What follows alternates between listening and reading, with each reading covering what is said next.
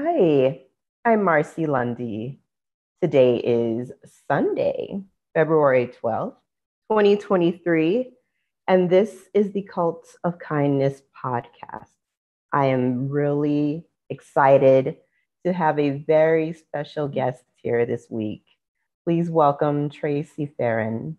Welcome, Tracey. Hi, thank you for having me. I'm so excited. Of course. Well, your story, it's very interesting and it's heartbreaking, but it's a story of triumph and it's so beautiful. I love that you landed on your feet. If you could just share your story with the Cult of Kindness audience. Absolutely. So, when I was 18, I was married and we had a baby, and then we were expecting our second. And in my second trimester, I had found out that I also had cancer. Mm. And I was young, I didn't fully understand what that meant, the impact of that. I had had an uncle about 10 years before that had passed away. So I knew that you did something called chemo. It made you go bald, but I didn't really understand what it Right. was. So thankfully, I'm in Houston. So MD Anderson is my backyard. And I had osteosarcoma. So having osteosarcoma, it's already a rare cancer, but then you throw being pregnant on top of that. And it was just like, so the being pregnant was in some way a blessing in disguise because of the complexity of my case. I got the world's best doctor in that cancer who just Wonderful. happened to be at MD Anderson. So, going through all of that and this was 20 years ago. So I want to make that clear, 20 years ago. And I'm sure you know how fast things evolve in technology and medicine, and things Oh, change yeah. and research comes out and says, no, smoking's bad. Don't do that anymore. Like, wait a minute, but you just said it was okay. We're smoking everywhere. So Right. things change. And, but that long ago, they didn't have a lot of research with women who were pregnant who did chemo where there was a good outcome for the baby. And my Right. doctor had told me that. And my doctor says, we really advise that you terminate your pregnancy. Mm. And, I don't think anyone gets to tell another woman what's right or wrong. There's so many situations, and especially when someone's life is put at risk. But, that's an individual, right, decision, I believe. And I understood where he was coming from and it made sense, but there was just something in me that was like, I don't think that that's needed in my case. Right. And so, the young, wise, smart 18-year-old that I was, I said, look, I got it figured out. Let me Okay. tell you how this is going to go. And Right. I'm like, so I'm just going to go to term. Like, I'm in my second trimester, right? So I still have a little ways to go. I'm just Okay. going to carry this baby till term. I'm going to deliver her. Then you and I will hook back up and we'll deal with this cancer thing. That Right. is how little I knew, right? And he's like, huh, well, that's a difference of life and death for you. And I'm like, well, that changes it a little bit. So here I am, a young mom, and I'm having to figure out, I already have a baby that needs me, right? Right. How can I make this work to where my daughter Ellie has a mom, my unborn baby survives, I survive. So it's Mhm. not just one life that I'm having to think about. I had to think about three lives. How could we make this work? But Right. again, like, to my core and my gut said, you don't need to terminate. Like, you'll be okay. The baby will be okay. And I told my doctors that. They were probably so irritated. And I'm like, I hear you. I understand you. I know what you're saying, but Mhm. I'm not going to do it. There has to be another way. Right. And it made them go back to the drawing board, right? Like, she's refusing to listen to us. Mhm. What can we do? And after he consulted with some OBGYNs that do high risk, because I was high risk now, Sure. Yeah. they said, look, like, we have research that shows when a baby's in their third trimester, the mom is in her third trimester, the babies are pretty much developed. All the main Mhm. things are developed. It's really just about getting bigger, right? Okay. But a lot of the main stuff is pretty much developed. So what if she just waits till her third trimester? And then she starts chemo with her baby. Wow. Then we take the baby as early as possible. So there's no complications of what's the chemo going to do to the baby, but what's being a preemie going to do. So, right. We're trying Oh, to think of all of this because there was no research, right? A lot of women back in the day were early enough, maybe they're in their first trimester or whatever, but termination was very common. sure. And so I don't know that they really had anyone saying, well, that's not going to happen here. Right. So, just after discussing it, I said, okay, that's a plan I can get behind. Right. And they're like, we were pretty sure your baby is going to survive, Mm-hmm. but we don't know how she's going to come out. We don't know what the chemo will do to her. We just don't know anything, but we're pretty sure Oh she's my going to gosh. survive this. Yes. But in my heart, and I think women and moms and like, you just know it's a gut feeling. And I just wish more women would listen to that gut feeling, that internal compass, that little voice that guides us, Sure. And Yeah. it was just a gut feeling that like, everything will be fine. I'm not Right. worried. It'll all work out. Everything will be fine. So that was a plan. We'll wait. Thankfully, that was only a few weeks away. It was literally, I think, 3 weeks. I was into my third trimester. I'm like, Oh, who knows how long I've already had the cancer. I think I can do 3 weeks, right? Was it oh putting a yeah. little bit of risk on me? Sure. But it was a risk Right. I was willing to take if it meant my baby had, a chance and stuff. Sure. So I was actually scheduled to be admitted into MD Anderson on 9/11/01. So this was years ago. And Right. due to the events that took place on 9/11, they're like, oh my gosh, I get a phone call. Don't come in. We can't take you. We don't know what's Oh, going on. oh my And I'm gosh. like, okay. And I wrote in my book, I'm like, as our country is just glued to their TV screens and we're Mhm. preparing to go to war, here I am, this Mhm. young woman, I'm preparing for the biggest battle of my life, right? Mhm. Just different. And because of my case and everything, they ended up saying, just come in tomorrow. And I ended up going 9/12 I ended up being admitted, first round of chemo. Everything's fine. I'm feeling like slightly under the weather. And I Mm. remember thinking, well, if this is chemo, I got this. This is Right. nothing, right? Mhm. And I also remember thinking, why is everybody looking at me like I'm an injured puppy? Like, you know what I mean? Like something's wrong with me. Well, they knew a Right. lot that I didn't know, right? Sure. Sure. And one thing a lot of people don't realize is the longer you do treatment, the harder it gets, the more complications there are. Chemo is poison. It doesn't just kill Mm. the bad, but it kills the good as well. Right. And so of course, like that first round, I'm a champion. I'm in the hospital for about a week because they hit me with the strongest, the hardest, the most potent chemo they can to try and get it under control and everything. Right. So I go home and pretty sure it was that same day, my husband decides, I can't do this. This just isn't going to Oh. work. Oh my And I'm gosh. like, okay. And like, it's been over 20 years, so I can talk about it now, but just because I can talk about it now the way I talk about it Yeah. back then, it doesn't negate or take away the pain that I felt in the moment. There were tears. Mm. There might have been a couple cuss words. Don't remember. Knowing my personality, there might have been. I don't know. Sure. Yeah. um, but at the same time, it's like, I don't have time for this, right? You're Right. like either a part of the team or you're not a part of the team because it really does take a team. We had it all figured out. My parents were going to work, they were working to support us financially. We were moving back in with them. He was going to be my caregiver, take care of me and the baby. Like we had it figured out. Well, when you remove Right. your main caregiver, like, what do we do? And it changed Oh, everyone's world. of But course. I just didn't have a lot of time to think about because I'm like, I'm trying to save my life. I'm trying to save my unborn baby's life. I need to be a mom. He Mm. leaves, and somewhere along the line, I did decide to file for divorce because I just remember that thought. And it's probably so cheesy and cliche, but you probably heard it. But I just told myself, if you can't be with me at my worst, you sure as hell don't get me at my best. Oh my And gosh, yes. so I filed for a divorce. Not cheesy at all. But that was my mindset. That was my thought process. So now I'm going through divorce as I'm Mhm. going through On top of treatment everything else. on top of everything else.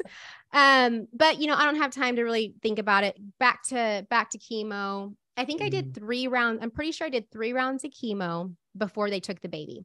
And those last Wow. 2 rounds put me into preterm labor.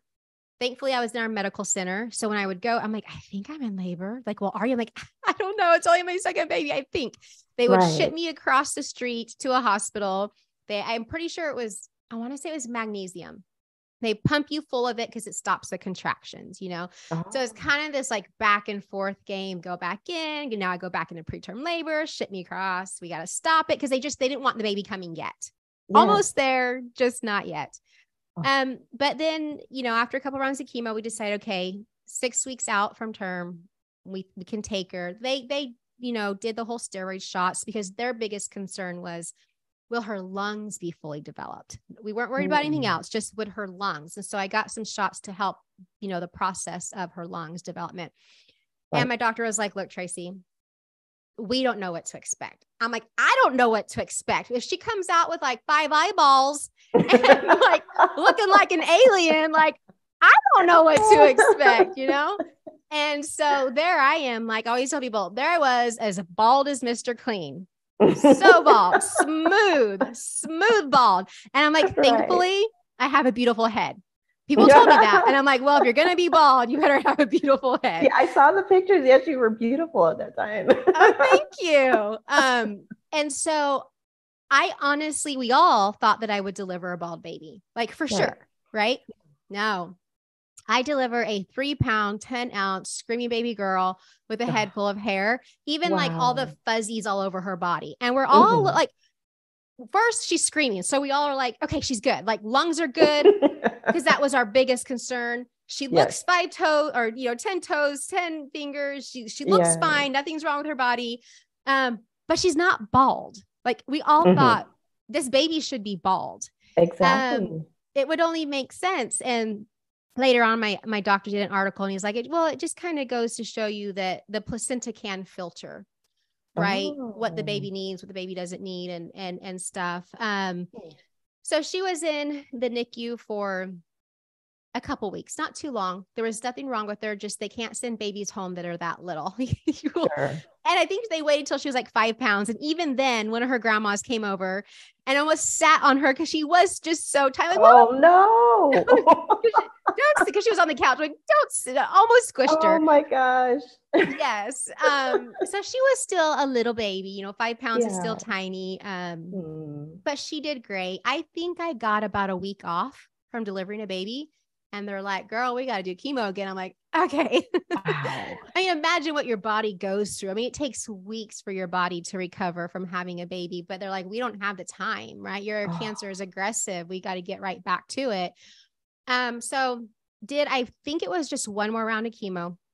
Then I had my leg surgery. My leg surgery was, 13, 15 hours long. They had to bring someone in to remove the bone. They had to bring a different doctor in to reconstruct, different, nurses, everything. And I remember my mom saying that because I was in ICU after my surgery, she's like, I walked in and I thought you were dead. I'm like, well, why would you think that?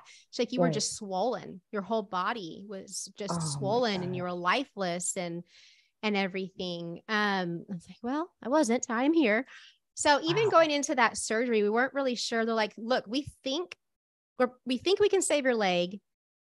We don't really know. We can't give you a guarantee. We can't tell you for sure how this is going to go because until we're actually in there, we just don't know. We don't know if you'll keep your knee, if you won't keep your knee, because my tumor was on my femur right above my knee. And if I didn't have enough healthy bone, they would have had to take my knee. And they're like, the thing with taking your knee at 18 is you're going to need multiple knee replacements. They don't hold up. 20 years ago, I don't know about now, but 20 years ago, they were like, these knee replacements they don't hold up. And you're so young, you'll be so active, you're going to wear down the knee. So I didn't know how I was going to wake up legless, kneeless. Oh my gosh. Who knows? You just got to get in. Right. Thankfully, they were able to save my leg. I had enough clean bone that wasn't infected by the tumor above the knee that I kept my knee. So I have my knee. They just gave me donor bone and then took my own bone and ran it through the donor bone because live bone on live bone fuses better and heals better. And I have a plate down my entire femur. And then I have a scar that goes from my hip to my ankle on the outside. And then I have a scar on the inside of my thigh, because my great doctor, she's like, I was like sawing on you. I'm like, okay, we don't have to show the motion. I get it. It was bone. You had to cut my bone out, but don't tell me how Yes. hard it was. And I even, when I woke up, because they have to strap you down because they do have to saw your bone off. I Oh, had, yeah. I had strap marks all over my body Oh my because they had gosh. to really strap me down for this surgery. And I How remember those long was just, the surgery? the surgery was about 13 to 15 hours. Oh my gosh. Yeah. And I mean, being strapped down, right? Can't move and Right. stuff. And those marks, I remember they lasted days. I'm just like, but Wow. you know what? Thank goodness you're knocked out. You don't know anything. You don't feel anything. Hmm. Um, so surgery goes well. I'm in the hospital and Christmas is approaching. Oh, And I'm just like, I want to make sure I'm home with my babies. I want to be home for yes. Christmas.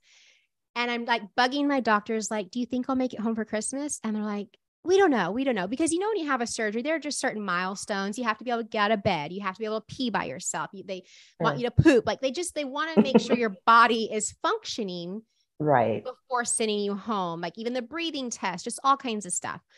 Right. And every day Christmas is getting closer and my newborn is already home because she's been released from the hospital. Oh, And I keep asking them and finally they're like, you know what? We just don't think it's going to happen. We really don't think you're going to make it home for Christmas. So I said, oh. okay, you don't understand me. I'm going to go home. You can Hmm. either release me or I'm going to leave. But either way, I will be going home for Christmas.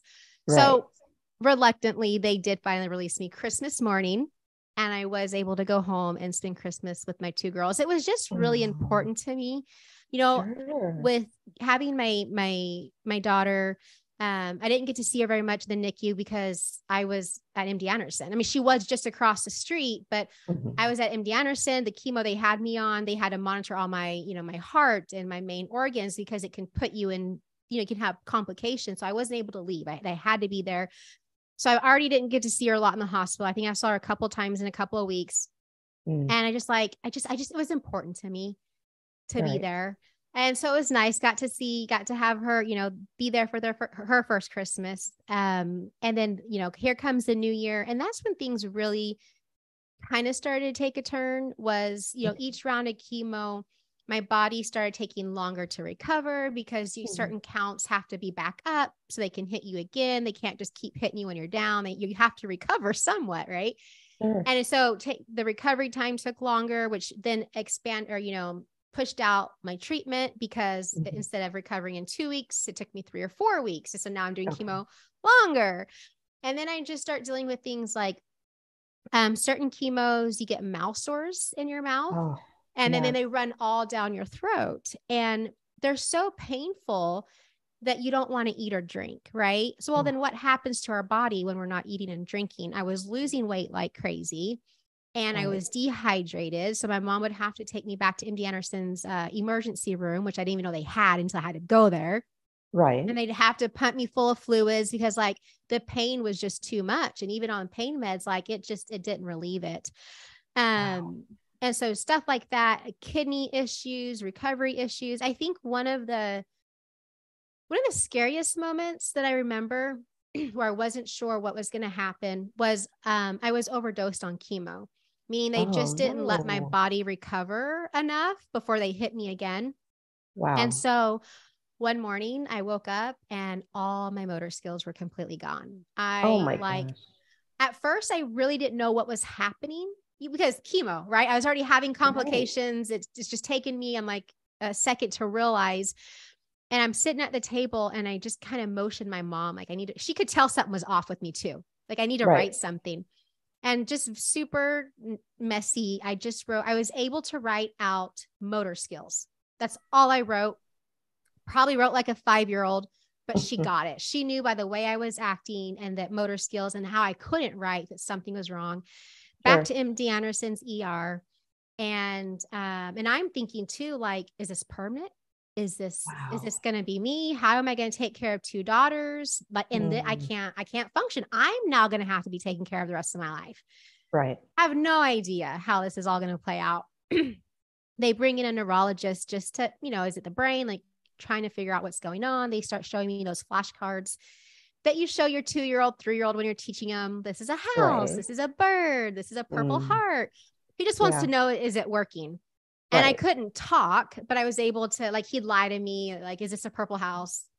And he realized, okay, nothing's wrong with her brain. She understands what I'm saying. Well, they found out, okay, we just overdosed her on chemo. And on this chemo is methotrexate. That's what I was on. Okay. After I would take this chemo, I would have to take pills to help flush it from my body. And then I'd always have to check my pH balance, because my pH balance had to get to a certain color. Which is a lot. My mom was giving me shots. I mean, there's a lot you learn. You're like, I could be a doctor after all of this. Seriously. You learn so much. But I guess, and they would run blood work as well to make sure my counts and everything was where, but it was OD'd on chemo. So those medication pills, those pills that they gave me to help flush it from my system quicker, they just doubled up on it. They just gave me more of that medication. And within 24 hours, I was back to my normal functioning at that point. My motor skills came back and stuff. So I was running into things like just all these complications. Right. And I even, people are always like, Tracey, how did you deal with this? And I'm like, you want like the real answer? Or you want like a fluffy answer? Like I was just, journaling and meditating and no, but let me give you the real answer. Right. Right. I was addicted to my pain pills. Now I was in physical pain. I mean, my surgery, it was just standing, the blood would rush to my leg, pain, throbbing. I had to have my leg on one of those machines to get my range of motion back. So I'd lay in bed and it would just bend my knee for me so it wouldn't get stiff, because I was in bed so much because I didn't have any energy. Right. And so I realized, okay, these pain pills, they do help with the pain. But when I was on them, I realized they helped with the emotional and mental pain. So then I probably took them a little longer than I needed. Do you know what I mean? Because it was now helping me with different pain. That is how I coped. That is how I dealt with it. I went to my doctor and I knew it was wrong. I knew that was wrong. So I went to my doctor and I said, hey, I'm addicted to these pain pills and no, it's not right. What can we do? And his response was pretty much like, girl, I don't even care what you're addicted to. I'm just trying to save your life. And I'm like, okay, bigger picture. I get it. But I said, I understand that, but I care and it matters to me. So he put me on a medication that was less addicting that I eventually weaned myself off of. Good.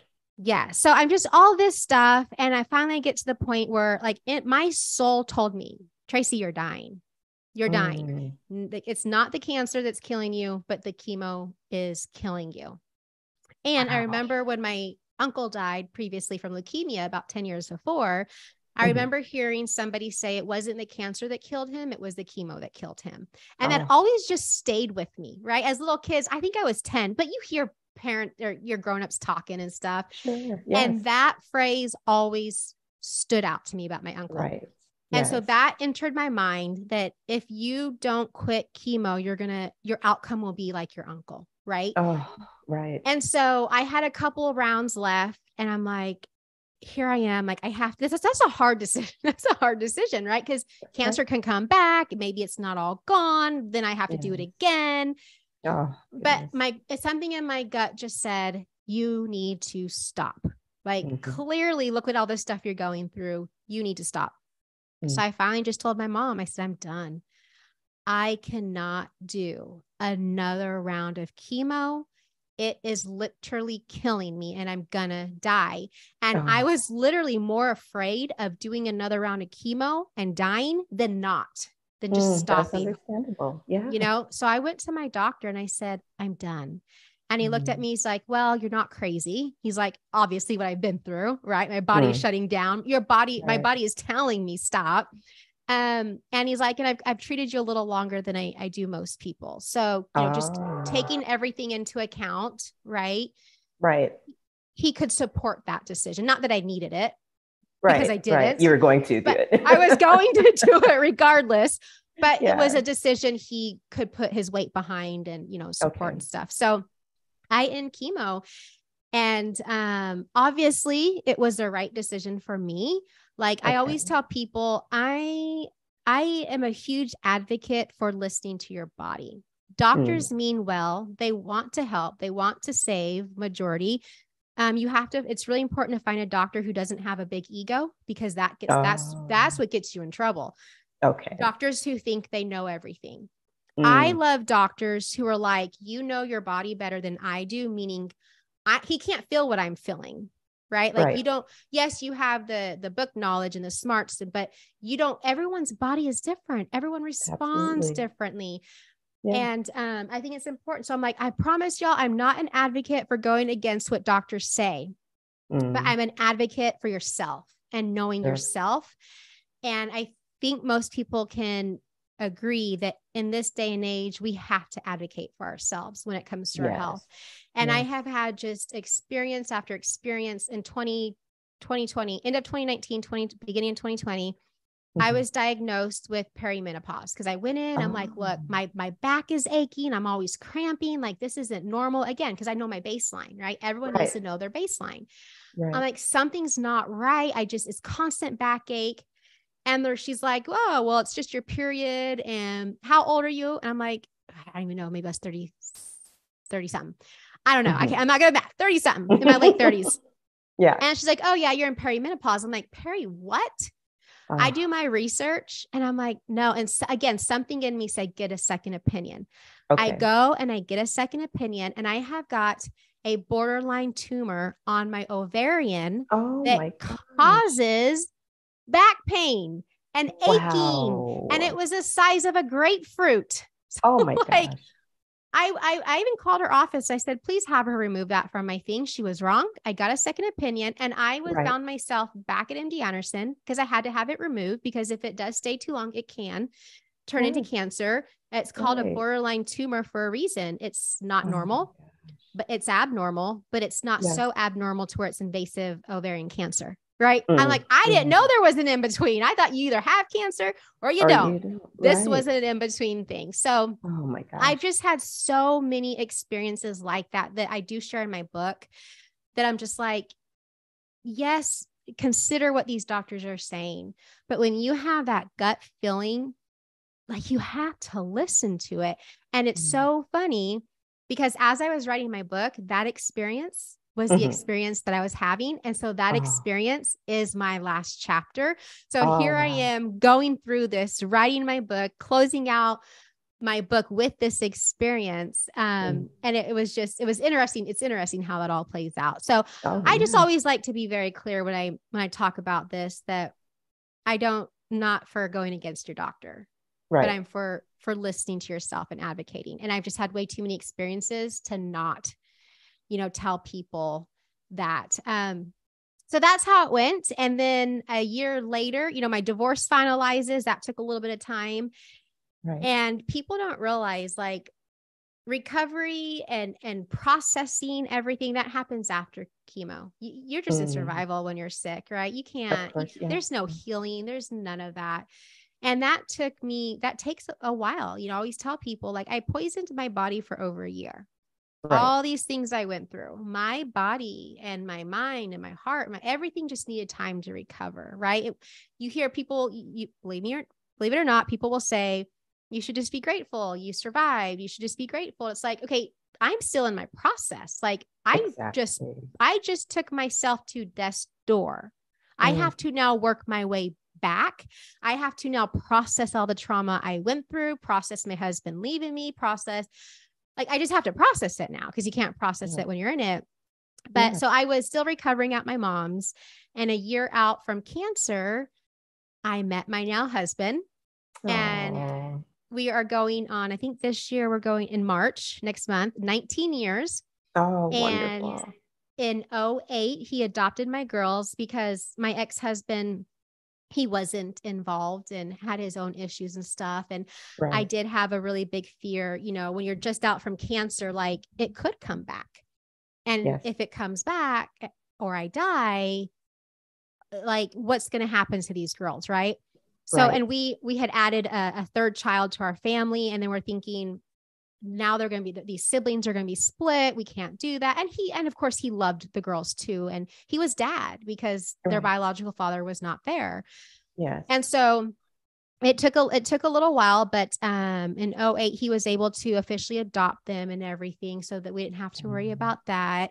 And then we added another. In 2008, we added our fourth child. And I get the question a lot, of, oh, I thought women couldn't have babies after chemo. And I said, it's very common, but I went on to have two more Wow. babies, So I think it just depends, right? Depends on what kind of chemo or what cancer or your body. Everyone's body is different. So Yes. people are always shocked that I went on to have two more babies. And I'm like, yeah, my husband just looked at me. Boom. He just sneezed and things happen.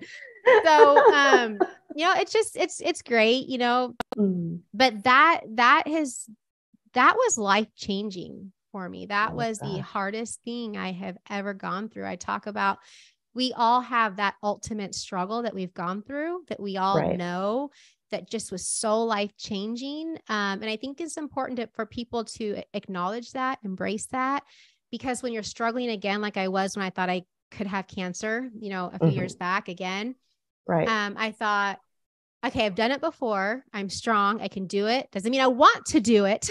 I certainly Right. don't want to do it again, Yeah. but I have proof that I am strong and I can get through it. And this time I have an extremely supportive husband. Wonderful. But it did not mean that I want to do it. And so I think it's really important that people can pinpoint that their ultimate struggle. So when they are struggling, they can remind themselves, I am strong. I went Right. through X, Y, and Z. So that's what my Right. book is on. And that's kind of my cancer story. Incredible. I mean, it seems like you, even before this happened, have like a lot of gusto, which I'm sure helps going through that process. Have you shared this with your children that you've had these experiences when they were just babies? And if you have, how did they receive that? Yes, I have. They fully aware of it. It was not one of those things that I tried to shelter them from. I don't think you really can shelter Yeah. your kids from something like that, and then of course with the book, I gave them one of my books and they've read it and stuff for more detail. So Okay. yeah, they were, fully aware and everything. Wow. One thing that I made sure that I did not do was bash their biological father, Oh, good. because even though which he did pass in 2015 from mental illness as well. So, but it's Wow. like, and just talking badly about a dead person just does not Oh, feel yeah, it's not right. great. For No. even, no matter what happened, it doesn't feel right, the Right. right thing to do. And so Right. one thing I made sure to do was to never bash him, because kids have a way of making everything about them. My parents divorced, that was my fault.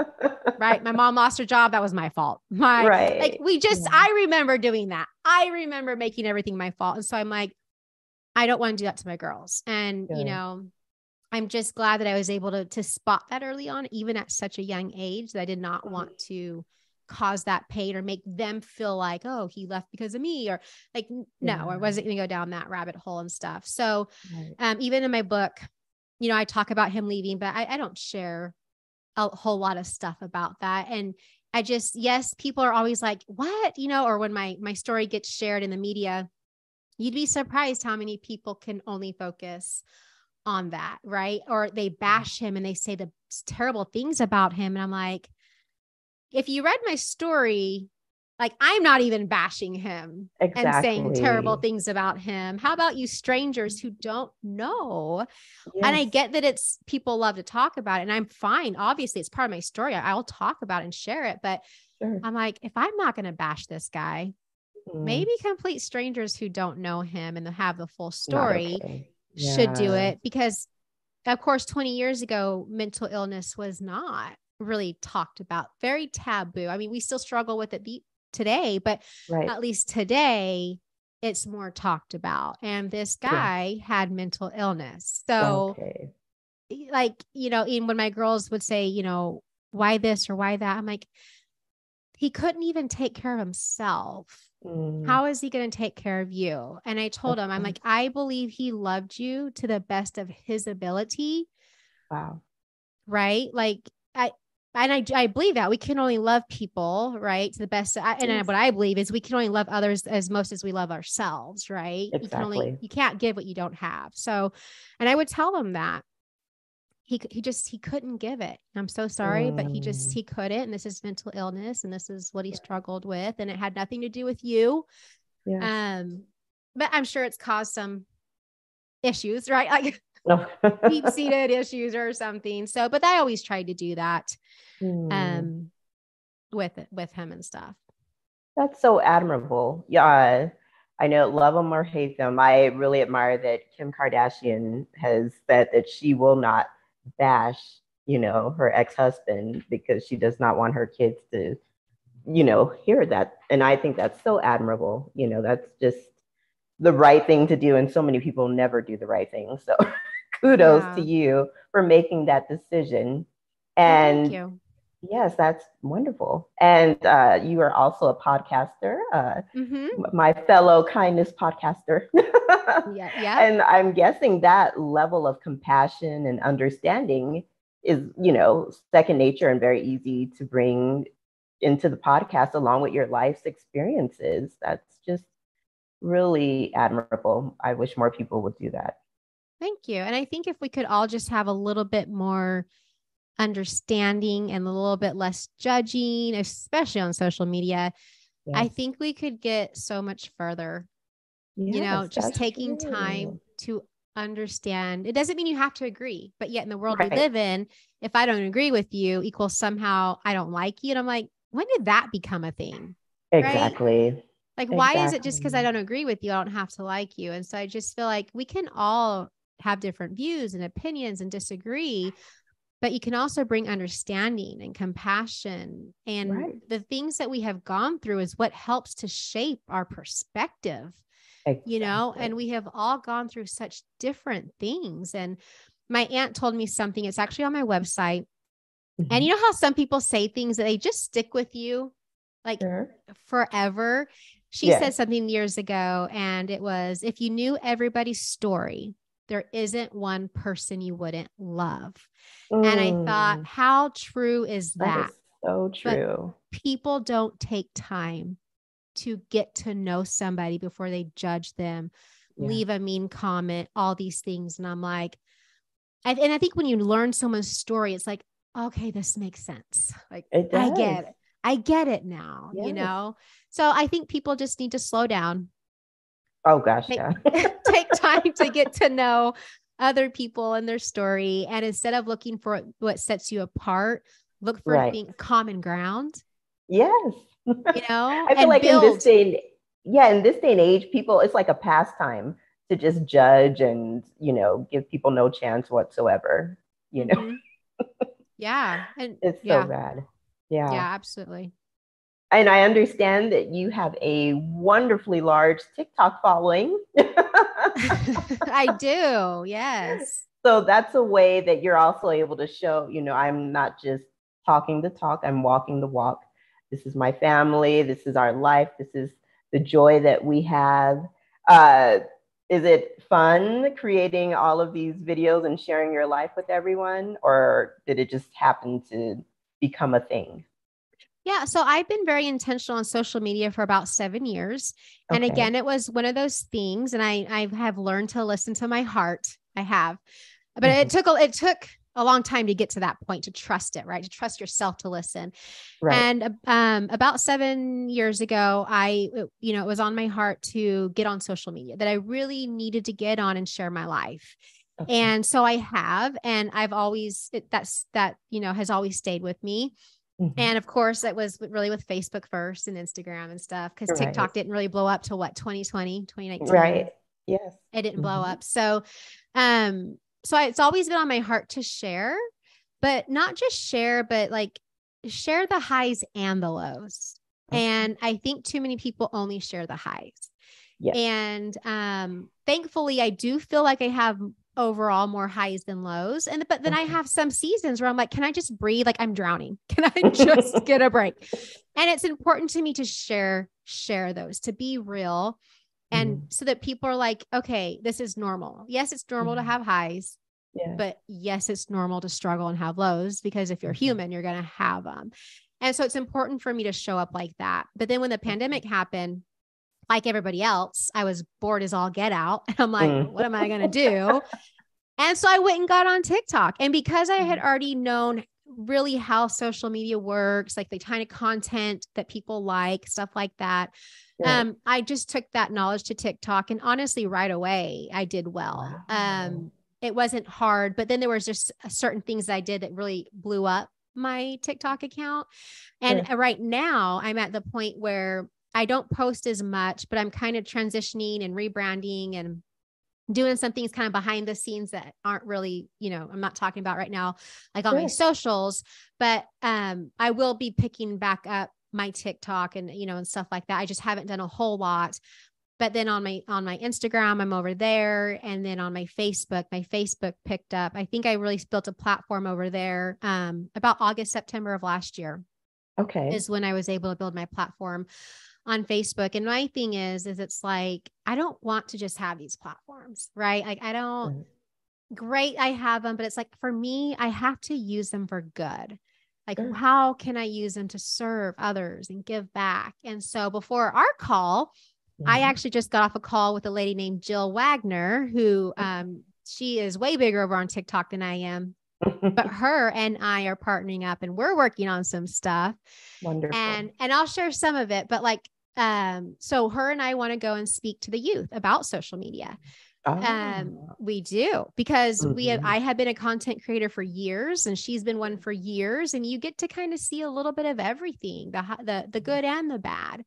Right. And so her and I want to go around speaking to schools and church youth about, okay, we're going to talk about it all. Here's the dangers of social media, especially for the youth, especially for them. Y'all need to be aware, but here's the right way to use it. And then here's the advantages of using it. And, I have had my head down doing all this research. I'm like, my brain hurts. I don't think I can do one more research. And so her and I just got off a call about, okay, how are we going to do this? We have to create an account. We have to do this. And what about TikTok? And so I'm really excited to link arms with her and go out and speak to the youth and educate them. And we want that to eventually be speaking to the parents, because parents are clueless. A lot of parents are clueless. Right. And so to me, that is very meaningful, right? I have their credibility. I've been on social media. I am a content creator. So I know something of value. But the youth, those are the ones that I'm just like, when in my research, I'm like, there's so much personal development seminars and retreats for women and supporting moms and single moms and couple there. I'm like, what about our youth? Exactly. Our youth, right? And I have a 14-year-old. I'm going to have other kids, but my 14, they're adults. But I have a 14-year-old in high school and middle school, and it's so hard. And some of these are just left to their devices. And, I just think with social media, it's here to stay. This is something we're talking about. It's here to stay. It's ingrained. It's ingrained in society, into everything. So either fight it, which kids these days are now creating contents behind their parents' back, even when their parents say don't do it. So instead of fighting it, I just want to educate these kids and be like, just be aware. And I know how the algorithm is working. They're trying to keep you on. They want you to be addicted. You're getting a dopamine hit every time you get a notification and all these things, but give them that power back. And I was telling her, so I've created this whole talk and presentation and everything. And the thing is, it's like, either be used by these platforms or you use them for good.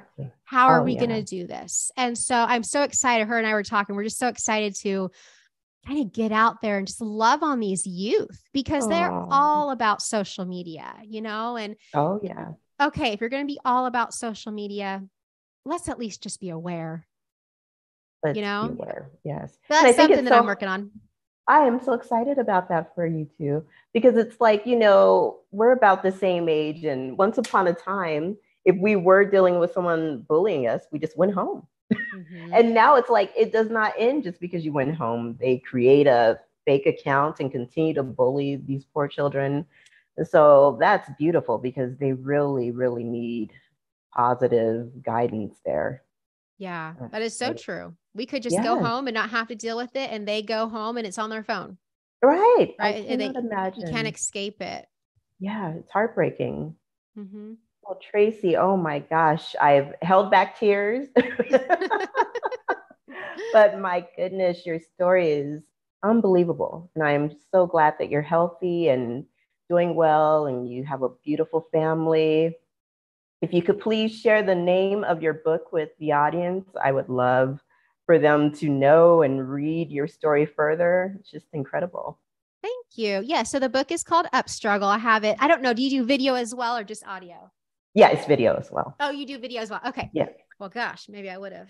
Okay. No, you look So beautiful. it's just Up Struggle, and it's embrace the struggle, become stronger, live happier.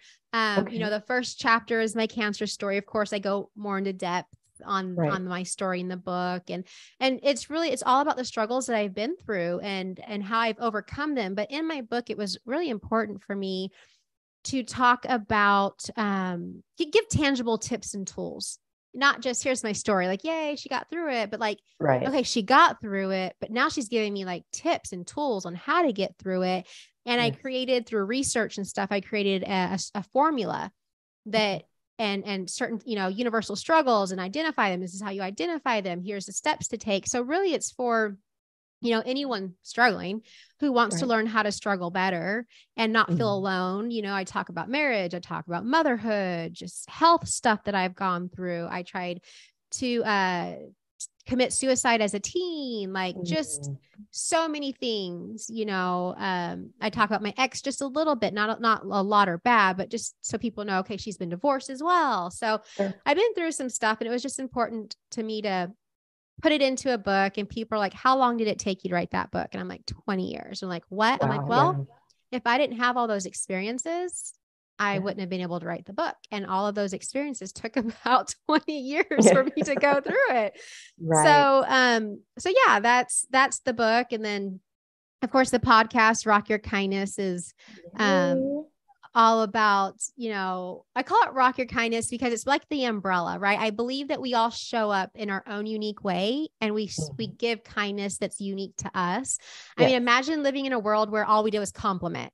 And that's all there was. We just, but you're really good at complimenting. You're really good at loving people. You're really good at seeing people. You're really good at, like, the world. We need all kinds. And so for my guest, it's like, how are they showing up in this world to show kindness? And we do happen to have a lot of stories where it is struggles. They have gone through something, but they took that pain and they transformed it. And now they started a nonprofit, or they're giving back, or, even the Love What Matters, or, they are, sponsoring this podcast, even his story. Like, we just released his story about the story behind Love What Matters. And so that story, I don't think, is out there. People don't really know the story behind Love What Matters. But Colin's mom, she had, I think what he said, it was breast cancer. She had one cancer, beat it, but then got a second cancer, which I think was ovarian, because ovarian cancer is really hard to beat. And it did take her life. And he is the baby of 3 boys. Wow. And he's sensitive and he's creative. And she kept telling him, Colin, like, you are going to struggle the hardest. You're my most sensitive. You're my most caring. You're so creative. You need to figure out how you're going to take that pain and do something good with it. And that is where Love What Matters came from. Is he's like, it was this, like, how can I help others who are going through stuff not feel alone? And who knew? And I think the platform is Love What Matters, like 7 years old. It's, I'm like, when he told me that, I was like, has it really only been around for 7 years? It's like, yeah, because I've been a writer for them for like, gosh, 4 or 5 years. So I didn't realize that they had just started when I started writing for them. But so that's my link. If people are like, well, how did she link up with them? I was a writer. I was a writer for them. And they had this idea to do a podcast. And after some brainstorming, that's kind of what we came up with, is people just want to know they're not alone. And when we're struggling, we always think we're alone. Even me. And I have this whole book and formula. I still go through it where I'm like, nobody would get it. I'm like, wait a minute. That's just a story we tell. That is just the story we tell ourselves, That's true.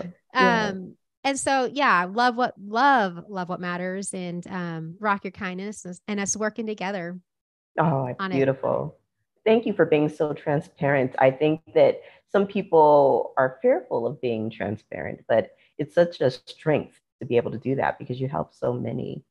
Thank you. You know, I'm not going to lie. Like, I don't know how not to be anymore. And sometimes I'm like, TMI. I'm like, I don't even know what TMI is because you just get it all. Okay. Are we talking about poop right now? Let me tell you this one time, you know, like, oh, well, I don't care. But when I first got on social media and I started doing trainings and free trainings and paid training, any type of training I get my hands on, I would do for social media. And one of the things, obviously, is to connect. You have to be real. People can read a post and know, like, she might be saying that, but like, I'm not feeling that. And I'm like, y'all don't realize, even through written word, people can read through BS. So true. I was like, okay, if I'm going to do this social media thing, I have to be real. Oh my gosh. And I remember like my first couple of posts, I call it posting and ghosting.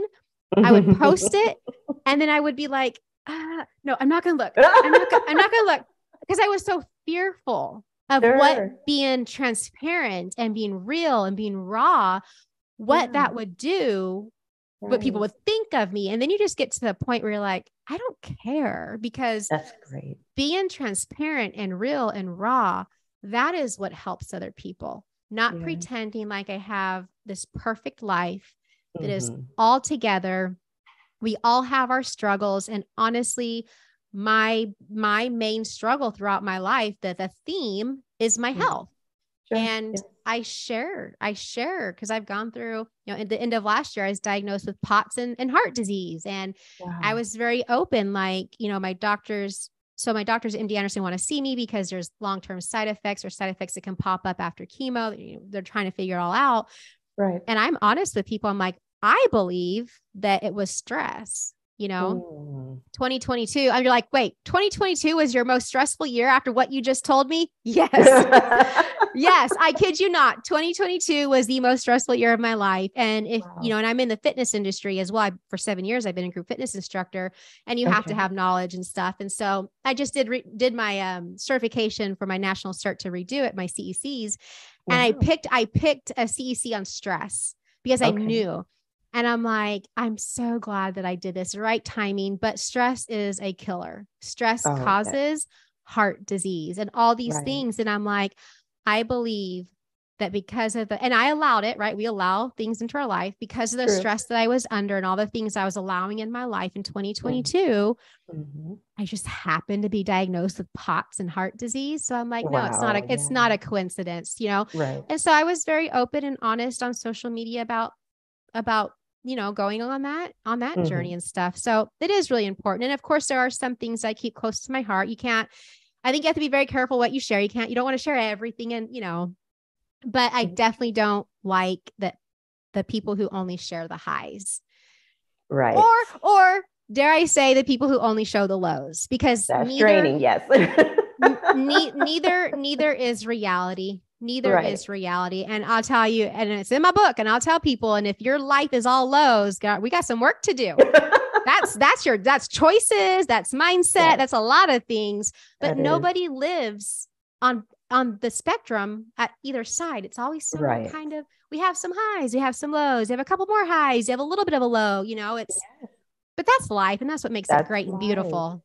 I know. And it's so freeing to just, you know, I feel like in this day and age, we have the freedom to be transparent if we choose to be, without judgment. People really are accepting of it. They are. Yes. Oh, well, Tracey, my goodness, thank you so very much for sharing your story. And audience, please check out her book. Please check out her podcast. Please follow her on social media. You are a force, girl. Thank you. Well, thank you for having me. You really are. Oh, thank you. All right, folks. This has been the Cult of Kindness podcast. Take care.